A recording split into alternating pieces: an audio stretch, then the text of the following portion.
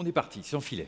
Nous sommes ici pour vous parler de l'histoire de notre refonte, qui a été finalisée il y a un peu moins d'1 an. Et donc, on va laisser les dames se présenter avant. Bonjour à tous, merci d'avoir fait le déplacement et merci à PrestaShop d'avoir organisé cette journée et de nous permettre de vous présenter la refonte de Daman Frères qui se réinvente en un magazine d'art de vivre. Je suis Mathilde de l'agence Antadis. Et je suis Sébastien, je suis le responsable retail chez Daman Frères, responsable des boutiques, des franchises et évidemment de la partie web. Pour vous mettre avec nous et pour vous mettre en immersion, on vous a proposé une vidéo qui a déjà démarré.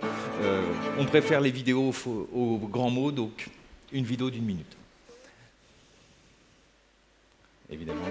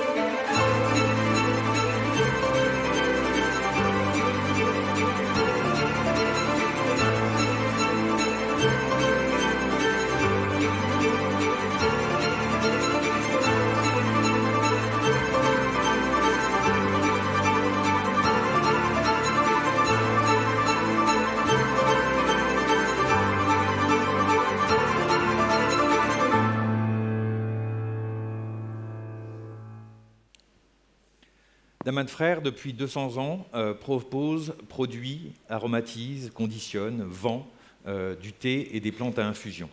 Pendant les 30 minutes où on va être ensemble, il va se consommer à peu près 20 000 tasses de thé dans le monde, Daman Frères. On va vous parler de 2 dates, 2014-2024. En 2024, nous avons 32 boutiques et on a à peu près 70 distributeurs dans le monde. Et autour d'Antadis de se présenter, donc on est une agence digital e-commerce qui exerce depuis 2002. Notre premier PrestaShop a été réalisé en 2007, donc on a un historique très fort également avec la solution. Nos e-commerçants réalisent en moyenne 6 millions de chiffre d'affaires en ligne sur le digital, on va dire entre 1 et 150 millions pour les plus avancés, le 150 millions étant également sur PrestaShop. Et notre valeur numéro 1, c'est l'humain.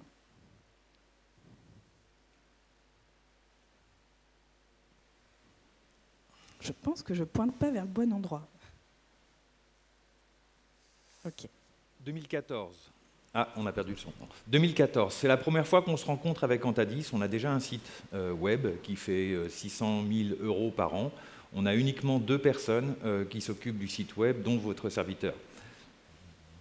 Et Antadis, on est 15, on a la trentaine, on fait à peu près 1,5 million, 1,4 million de chiffre d'affaires. Et un jour, le téléphone sonne et notre directeur commercial, avec son téléphone fixe, filaire, décroche et c'est Daman au bout du fil qui nous dit « Bonjour, on peut passer par vous pour refaire le site e-commerce ». Alors, toute la prod était en ébullition, on était comme des dingues à voir ce post-it Daman. On était tellement heureux, tellement fiers. De notre côté, quand on a rencontré Antadis, donc on avait un site vieillissant, et puis j'y connaissais pas grand-chose. J'avais plein d'idées, mais j'y connaissais rien, mais je leur disais pas. Alors du coup, on a misé sur la relation et on a fait un appel d'offres, on a rencontré plein d'agences, et on a sélectionné Antadis parce qu'on était jeunes, il y a 10 ans.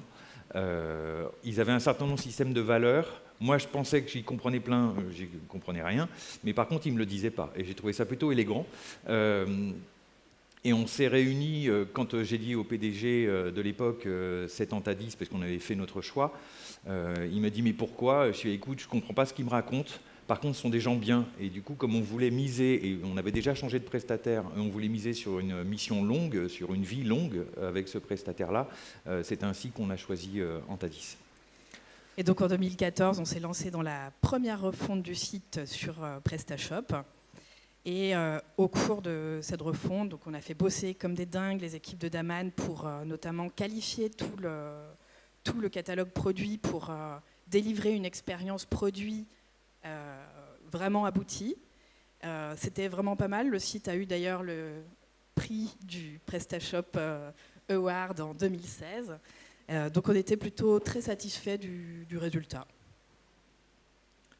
2024, 10 ans après, il y a 12 personnes au lieu de 2 qui s'occupent de toute la partie web, intégrant également les équipes marketing qui se sont allouées en interne les services d'un photographe, d'une directrice artistique.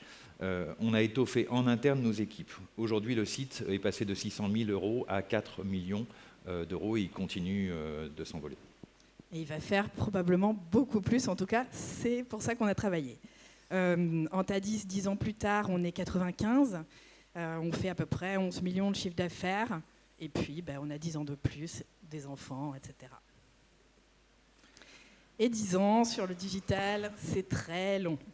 On avait réservé cette phrase partie féminine, parce que du coup, le parti masculine en souffre. Oui, 10 ans de relation, ça peut être très très long, surtout dans le digital. Je ne vais pas les lire là. En fait, les 2 sociétés ont évolué sur un système de valeurs et un tronc commun. Mathilde le disait tout à l'heure, la valeur numéro 1, c'est l'humain. J'ai oublié de lire ce qu'il y avait écrit sur mon slide. C'était l'humain aussi. Et c'est ce qui a fait, je pense, que tu as décidé de renouveler ta confiance On ne s'est pas posé la question. On ne s'est pas posé la question. Après, nous, est-ce qu'on avait... pareil, on s'est dit, il faut changer, réinventer l'expérience. Est-ce qu'on aura cette compétence? On s'est aussi remis nous-mêmes en question pour se dire, est-ce qu'on était à la hauteur des ambitions? Et donc, en 2023, on décide ensemble de se lancer dans une refonte. Pour plusieurs raisons. Alors déjà, c'était une discussion qu'on avait eue régulièrement parce qu'au cours des 10 ans de front, c'est long. On l'a fait pas mal évoluer. On a fait une évolution continue. Mais ça arrive à un certain niveau, à un certain stade. Et c'est le moment de se reposer la question et de dire est-ce que c'est le bon moment pour changer? Est-ce que les raisons pour lesquelles on veut changer ce front sont les bonnes? Et là, c'était le moment. Parce que Daman, au cours de ces 10 années, avait énormément évolué, passant d'une culture, on va dire, très distributeur B2B à une culture beaucoup plus B2C, acquise en magasin.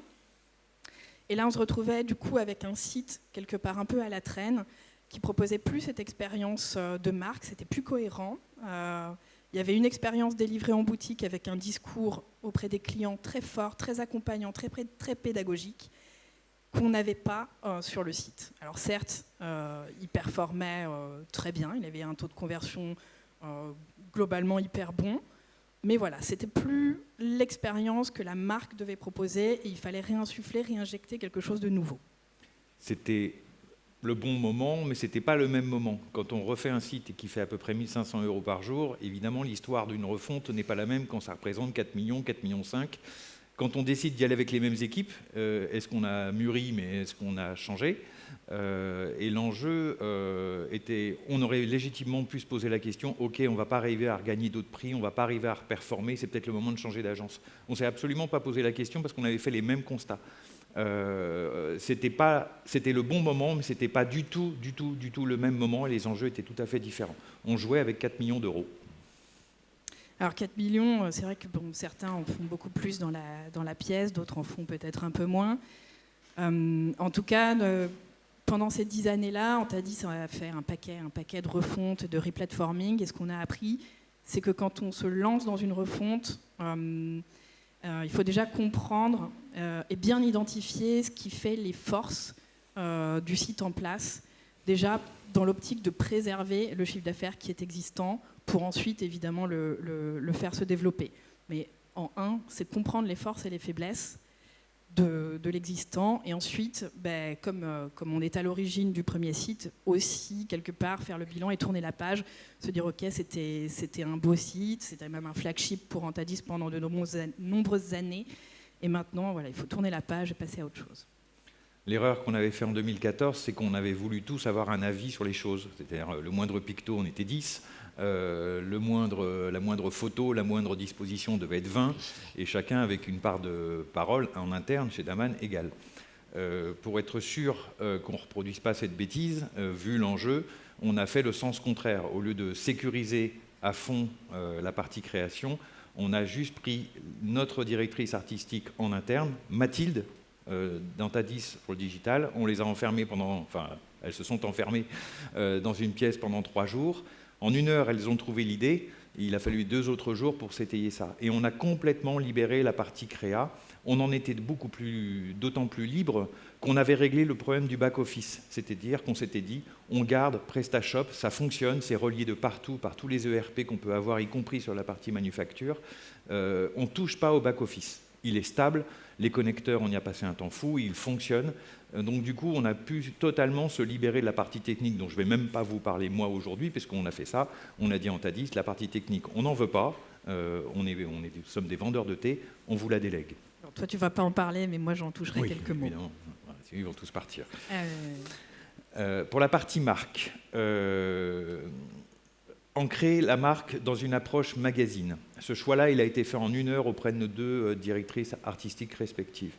On n'avait plus d'ego, on n'avait plus rien à perdre en termes d'ego, puisqu'on s'était déjà prouvé quelque chose. On était plus mûrs, et du coup, en tant que responsable de projet en interne chez Daman, en termes de DA, on a donné 0 cahier des charges, rien. On les a laissés. C'est vrai que ça permet de produire, on va dire, une maquette et un style qui est moins modéré que quand on a X intervenants qui vont venir déterminer si le bouton doit avoir un ongle arrondi ou doit faire tant de pixels de hauteur. Sur la partie produit, on a dit que c'était donc connecter davantage le client à la marque. Ça passe quand même beaucoup par le produit, et c'est un produit pour lequel on a en ligne un seul sens, le visuel. Pour du thé, c'est quand même un peu compliqué parce qu'on oublie l'odeur, on oublie le goût. Et donc, on a un sens sur lequel il faut s'appuyer pour pouvoir embarquer le client dans une histoire de dégustation virtuelle et s'appuyer sur le visuel pour éveiller les autres sens. On savait que ça marchait. C'est des visuels qu'on avait déjà dans la première mouture du site, mais qui, du fait de la coquille, de l'UI design du site, ne développaient pas, ne donnaient pas tout leur plein potentiel. Pour l'expérience client, comme je suis à la fois responsable de boutique, on a commencé avec 3 en 2014, on en a plus d'une trentaine maintenant. Et comme on le disait sur le plateau précédent, j'ai entendu les intervenants précédents qui disaient, mais en fait l'expérience client, elle doit être au moins égale à ce qui se passe en boutique physique. On s'est fixé l'objectif d'aller plus loin que l'expérience physique qu'on avait acquis en 10 ans. Alors si on rentre un petit peu plus dans le détail maintenant de l'expérience de marque, on va pouvoir passer directement dans le concret.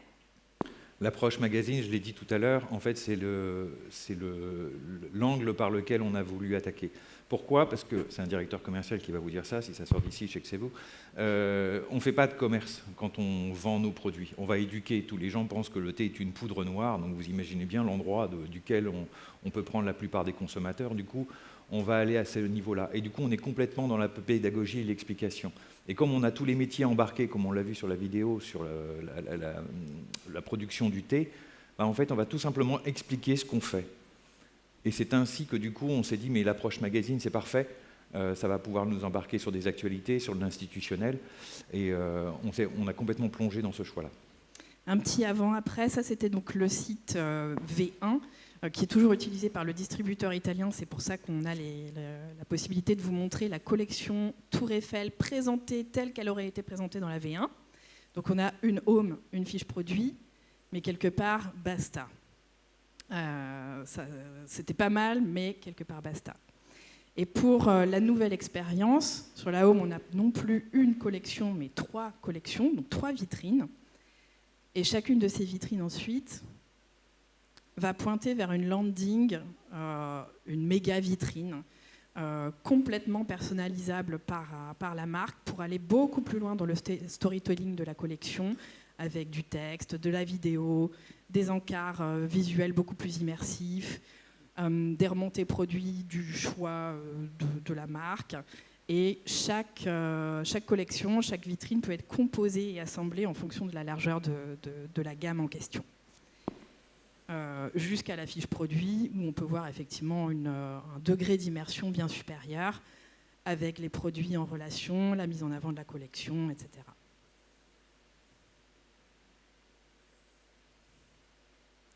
Et la dégustation, on en parlera après.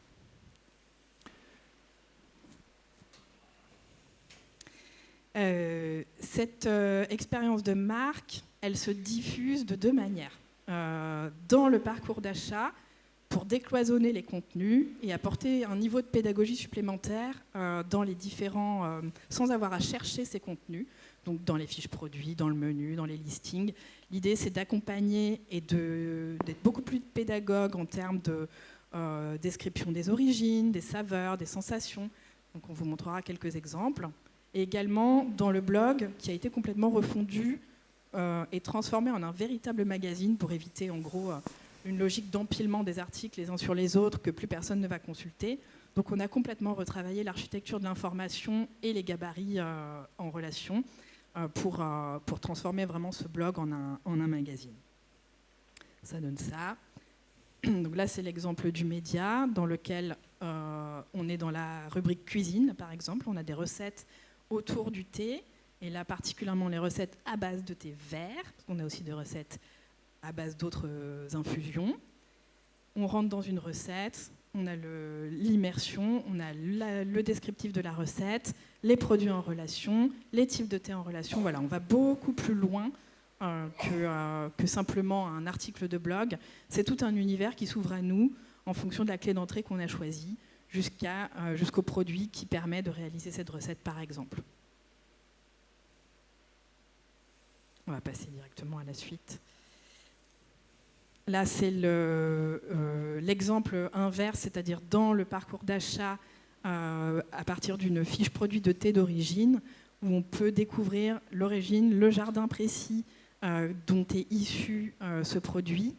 Donc ça vient juste après. Et quand on clique dessus, on va découvrir plus d'informations autour de l'origine, des thés verts, des thés noirs. Là, en l'occurrence, c'est la Chine. Donc on a tout ce qui concerne l'univers Chine directement rattaché à la fiche produit. On l'a vu tout à l'heure, on a une manufacture de thé, et c'est bien normal, peu de gens comprennent qu'est-ce qu'on fait avec le thé dans une manufacture. Donc il y a 35 000 m². Jusqu'à présent, en 2014, on se dit, oh là là, on ne la montre pas. On n'est pas très dans la prétention. On n'aimait pas trop montrer les choses. Et en fait, sur cette refonte-là, on s'est dit, mais avec tous les aspects qualité qui sont réclamés, les exigences produits, les exigences de suivi, de traçabilité, etc., on s'est dit, en 2024, on ne peut pas y couper. On va vraiment expliquer tout ce qu'on fait. Ça va de la sélection des plantes. On a plein de photos de jardin, on vient d'en voir passer quelques-unes. Et toutes les photos de manufacture ou de dessins de coffrets, tout ça, c'est chez nous. Et on s'est dit, en fait, on va leur dire, pour chaque produit, qu'est-ce qu'on a fait. Et c'est ainsi que selon les produits, vont s'afficher ce que l'on voit derrière les slides. Si ça avait été une théière, ça aurait été un autre texte. Et à chaque fois, on va expliquer au client là où on a mis nous-mêmes notre pâte. Si on passe à la deuxième partie, l'expérience produit, là l'idée c'était de capitaliser sur l'existant, donc on avait dit les visuels. On savait par exemple que les clients étrangers déduisaient du contenu de l'image les ingrédients présents dans le thé. Et pour simplifier leur parcours, on a décidé de juste retravailler les contenus des blocs produits pour valoriser les ingrédients précis, pour leur éviter de se taper des allers-retours entre fiche produit, listing, qui était un des exemples de comportement à modifier. Un petit exemple de listing. Et l'utilisateur est libre de pouvoir naviguer en fonction de son choix, soit par type de thé, par type de conditionnement, par composition précise, et de mixer quelque part tous ces critères d'accès librement. Plonger le nez dans la tasse, c'est tout le problème, on l'a déjà en magasin. Quand on achète un sachet de thé, on n'achète pas un thé chaud, alors que le produit, c'est un thé infusé, un thé chaud. On a contré tout ça en se disant, OK, en magasin, on peut le sentir, accessoirement, on peut aussi les déguster, mais sur Internet, on ne peut pas faire ça, on a juste les sens. Donc, du coup, il va falloir réveiller avec un seul sens, le visuel, et un peu d'imagination, tout ce qui se passe dans une tasse de thé. De façon à ce que, par le visuel, on puisse réveiller l'odorat, peut-être le goût, en tous les cas, faire appel à toute une série de Madeleine de Proust personnelles, de façon à ce qu'on puisse aller dans l'impulsion d'achat. Plonger dans la tasse. et plonger dans la tasse. D'autres exemples avant-après, je vais un petit peu accélérer là-dessus, mais c'est simplement pour dire que tout ce qui est présent à l'écran dans la V2 était déjà présent dans la V1. C'est stocké au même endroit, dans notre back-office PrestaShop. C'était vraiment un problème de front. Et on va vous expliquer comment est-ce qu'on a travaillé.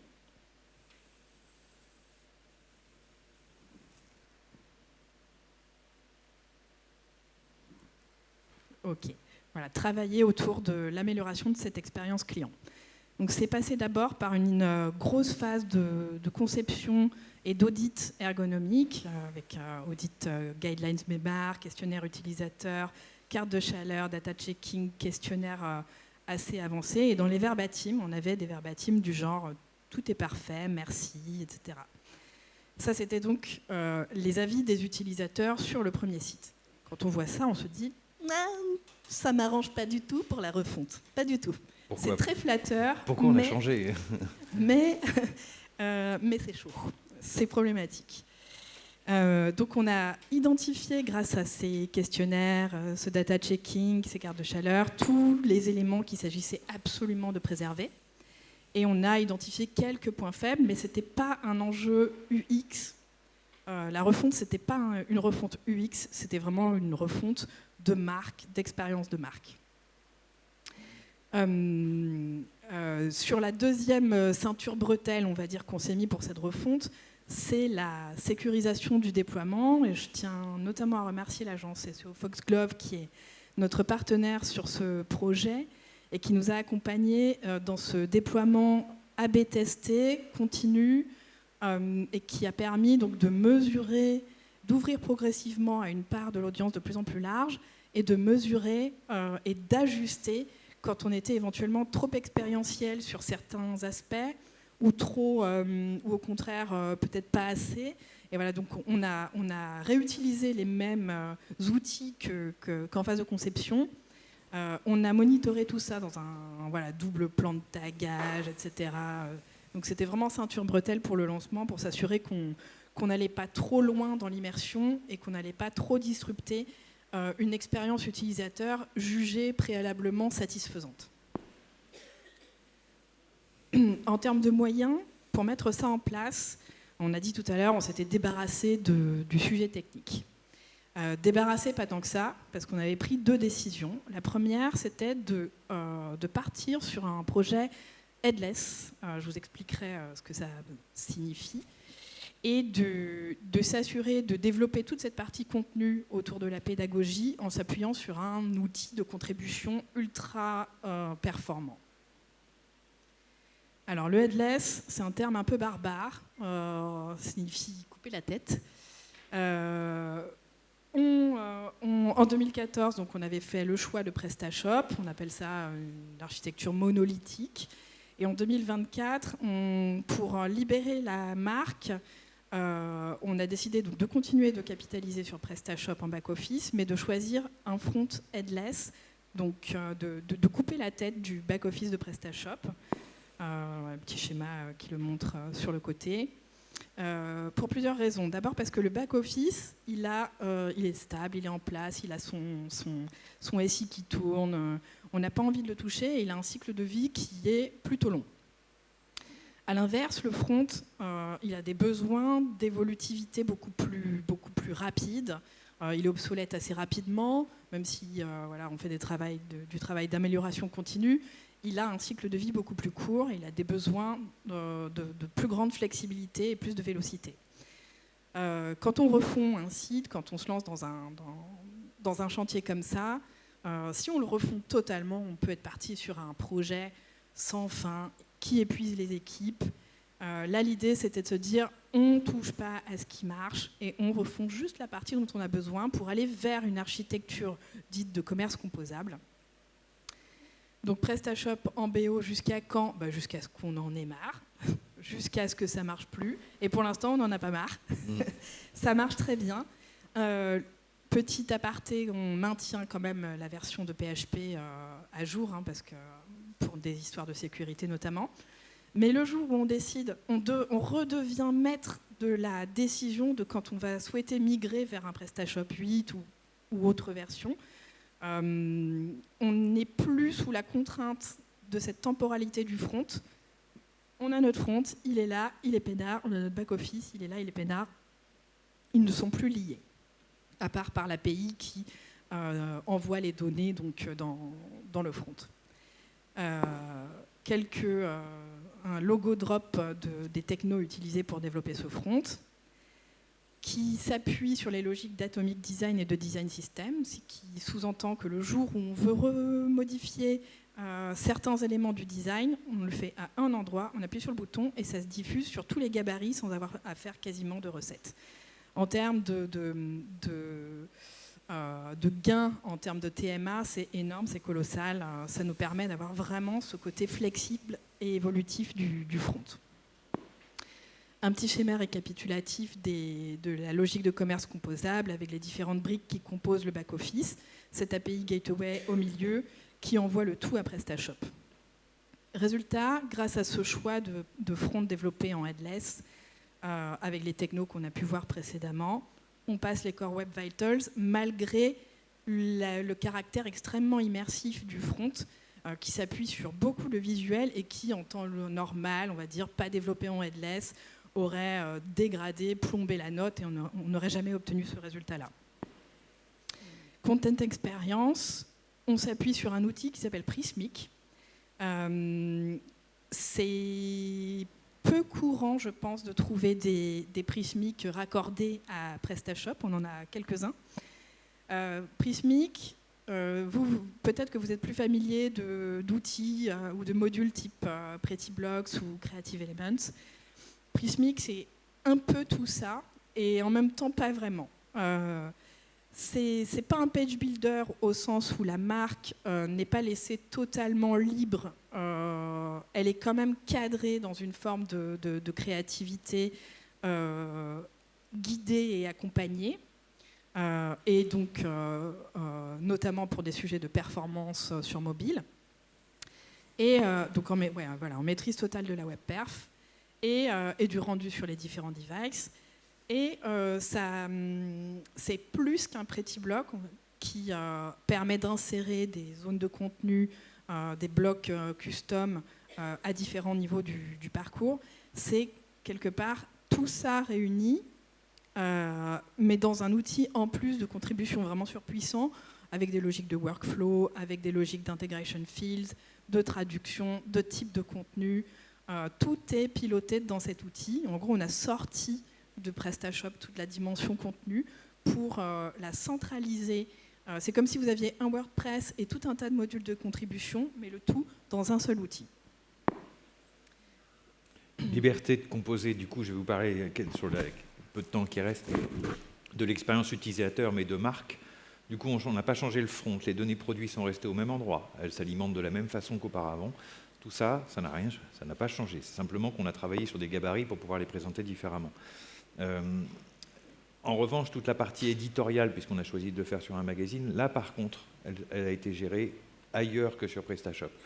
On a 2 produits différents sur la vidéo, 2 univers différents. C'est pour vous montrer à quel point on peut sortir des normes et des codes quand on s'en est fixé un. En fait, si on change de produit, c'est exactement les deux ont exactement le même objectif. C'est simplement qu'il y en a un, il y a plus de largeur de gamme. Il y en a un autre, il y a un peu plus de storytelling. Et du coup, ce faisant, on tombe sur une page tout à fait différente.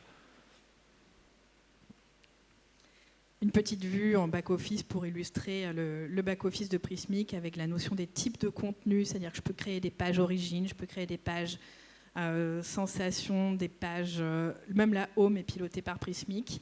On peut voir un petit peu comment se découpe donc, la contribution qui est très guidée et très accompagnée.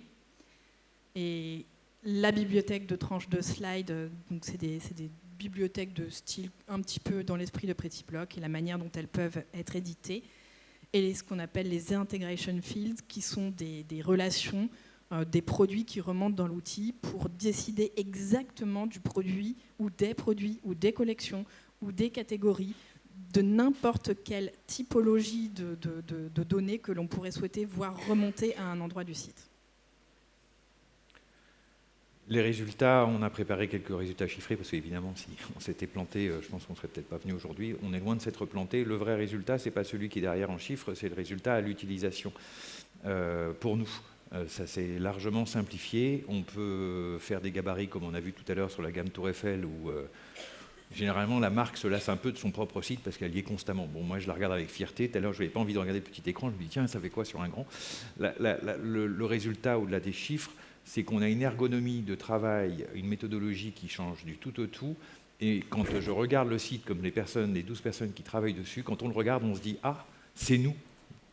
Et du coup, on s'y reconnaît totalement et on se dit qu'il manque rien. Et parfois, on découvre que sur un montage, avec une photo, un texte qu'on n'avait pas forcément anticipé, mais qui était là, on s'y retrouve complètement. Donc on s'est complètement libéré sur la partie créa. Vous avez vu, je n'ai pas beaucoup parlé sur la technique pour une bonne raison, c'est que du coup, la marque ne s'en est pas du tout préoccupée, si ce n'est à essayer de comprendre. La première fois qu'ils nous ont dit headless, c'était au moment où on se disait, bon, on ne change pas de prestataire, c'était un peu violent. Par contre, au résultat, même dans la conduite du projet, c'était pour nous quelque chose d'extrêmement rassurant. On se dit, on n'a pas à refaire tous les textes, on n'a pas à tout retraduire, on n'a pas à calculer les largeurs de champ ou quoi que ce soit. Tout ça, c'était rangé. Et c'est du coup une très très belle expérience. Alors le prix qu'on a gagné, il est tout petit. Le cahier des charges que j'avais demandé à Antadis et à mes équipes, c'était de dire, bon, on va chercher un autre prix, plus grand. Ce qui était intéressant, c'est que... Mais PrestaShop n'en fait plus. Le prix, on ne l'a même pas gardé. Il y a 10 ans, on l'a donné à l'agence. Bon, ce qui est important, c'était l'énergie qu'on a employée pour aller chercher ces prix-là. Et pour le coup, si on a passé du temps à parler de la relation qu'on a avec notre agence, c'est que ce genre de pari-là, quand on coupe des têtes, comme on le dit en anglais, quand on joue avec 4 millions, quand on partait de 600 000, il faut avoir une vraie relation de confiance. Et du coup, nous, on a beaucoup délégué. On a retiré un peu l'ego. Et on a beaucoup flippé. On a beaucoup flippé, mais ça, on ne va pas le dire là, ça sera une autre conférence. La gestion du stress. Merci beaucoup.